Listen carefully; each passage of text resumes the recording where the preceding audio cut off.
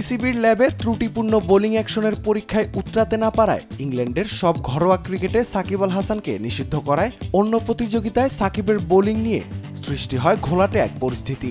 রোববার এই পরিস্থিতির পরিষ্কার ব্যাখ্যা জানিয়েছে বাংলাদেশ ক্রিকেট বোর্ড। সেই অনুযায়ী দেশের বাইরে কোনো ঘরোয়া ক্রিকেট এবং আন্তর্জাতিক ক্রিকেটে বল করতে পারবেন না সাকিব।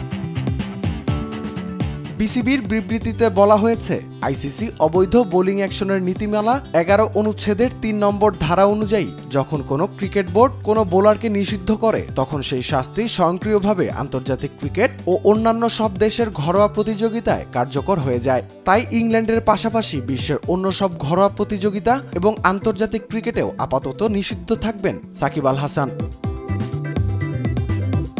তবে অ্যাকশন সূত্রে আবারও যে কোনো সময় বোলিংয়ে ফেরার সুযোগ থাকছে সাকিবের সামনে। সেক্ষেত্রে আইসিসির অবৈধ বোলিং অ্যাকশনের নীতিমালা 11 অনুচ্ছেদের 4 নম্বর ধারা অনুযায়ী আইসিসি অনুমোদিত কোনো পরীক্ষাগারে নিজের বোলিং অ্যাকশনের পরীক্ষা দিতে হবে সাকিবকে।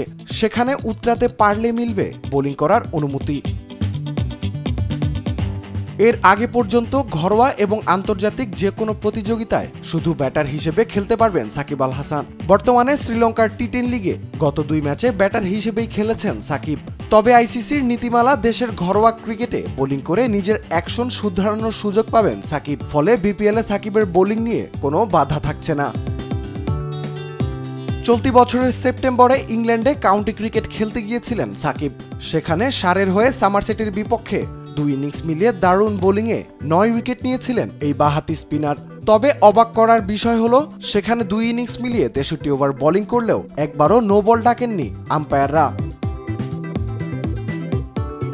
সাকিব এরই মধ্যে চেন্নাইয়ের পরীক্ষাগারে বোলিং অ্যাকশন পরীক্ষা দিতে যোগাযোগ করেছে বলে জানা গেছে।